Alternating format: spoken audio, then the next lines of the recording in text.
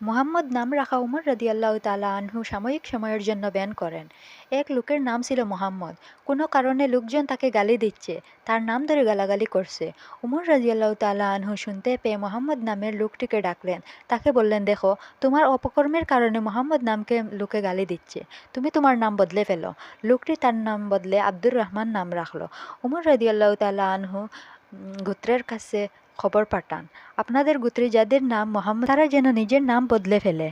তালহা গোত্রের 7 জন লোকের নাম ছিল মোহাম্মদ, এমনকি গোত্রপতির নামও। তারা সবাই খলিফার কাছে এসে বলল, তাদের নামগুলো স্বয়ং রাসূলুল্লাহ সাল্লাল্লাহু আলাইহি ওয়াসাল্লাম রেখেছেন। একথা শুনে উমর রাদিয়াল্লাহু তাআলা আনহু বললেন, তাহলে আমার আর করার কিছু নেই। উমর রাদিয়াল্লাহু তাআলা আনহুর দৃষ্টিভঙ্গি ছিল, আপনার নাম যেহেতু মুহাম্মদ রেখেছেন, এই নামের সম্মান রাখুন। রাসূলের নামে নাম রাখা সত্ত্বেও যদি আপনাকে লোকজন মিথ্যাবাদী, অসৎ, ঘুষখোর, দুর্নীতিবাজ বলে, তাহলে তো আপনি নিজের নামের প্রতি ইনসাফ করতে পারলেন না।